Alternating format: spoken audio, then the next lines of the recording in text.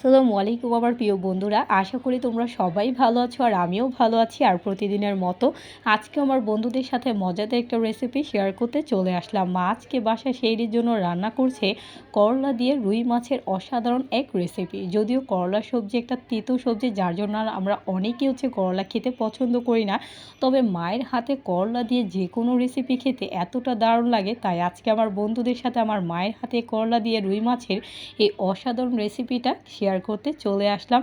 তোমরা একবার হলো বাসায় ট্রাই করে আমার মায়ের মতো করে খাবে। আশা করি আমার বন্ধুদের কাছে করলা সবজিটা একদমই ফেভারিট হয়ে যাবে।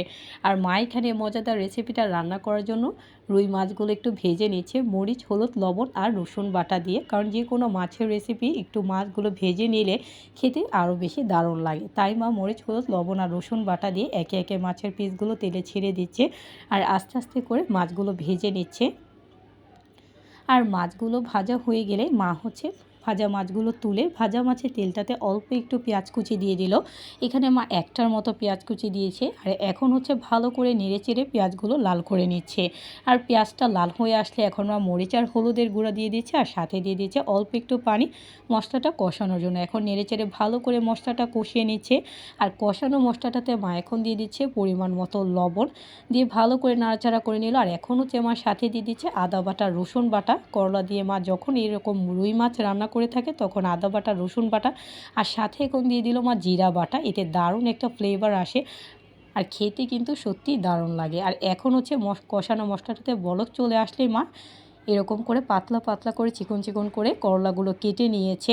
আর এখন একে একে করলা পিসগুলো দিয়ে দিল, দিয়ে ভালো করে মশলাটাতে মা করলাগুলো কষিয়ে নিচ্ছে। আর কষানো মশলাটাতে এখন বেশি করে মা কাঁচামরিচ দিয়ে দিচ্ছে, কারণ একটু যারা যারা স্পাইসি বা ঝাল খেতে পছন্দ করো তোমরা কিন্তু একটু বেশি করে কাঁচামরিচ দিতে পারো। আর এটা তোমাদের উপর নির্ভর, তোমরা কম বেশি করে কাঁচামরিচ দিয়ে দিতে পারো। আর মশলাটাতে তোমরা দেখতেই পাচ্ছ আস্তে আস্তে বলক চলে আসছে। আর করলাগুলো একটু গলে আসলেই মা ভালো করে আবারও নাড়াচাড়া করে নিয়েছে। তোমরা দেখতেই পাচ্ছ করলাগুলো একদমই কষানো হয়ে গেল মার। তাই মা এখন অল্প একটু পানি দিয়ে দিচ্ছে, বেশি পানি দিল না মা, এখানে একদমই পরিমাণে অল্প একটু পানি দিয়ে দিল। আর দিয়ে আবার ভালো করে করলাগুলো নাড়াচাড়া করে নিয়েছে। আর এখন আগে থেকে ভেজে রাখা রুই মাছের পিসগুলো মা দিয়ে দিচ্ছে। যেহেতু মা মাছটা কষা কষা করে রান্না করছে, দেখি কিন্তু বন্ধুরা জিভে জল চলে আসছে, কারণ মায়ের হাতের রেসিপিগুলো এরকমই লোভনীয় হয়। তাই তো আমার বন্ধুদের সাথে সবসময় আমার মায়ের হাতে সব দারুণ রেসিপিগুলো শেয়ার করে ফেলে, যাতে আমার বন্ধুরাও একবার হলো বাসায় ট্রাই করতে পারে। আর এই করলা দিয়ে রুই মাছের রেসিপিটা খেতে এতটা দারুণ লাগে, তোমরা খেলে বুঝতেও পারবে না যেটা করলা দিয়ে খাচ্ছ কিনা। আশা করি আমার বন্ধুদের কাছে ভালো লেগেছে আমার মায়ের হাতের রেসিপিটা। অবশ্যই লাইক, কমেন্ট, শেয়ার করতে ভুলবে না। যারা যারা আমাকে সাপোর্ট করছে অসংখ্য ধন্যবাদ। Thanks for watching my video. Allah Hafiz.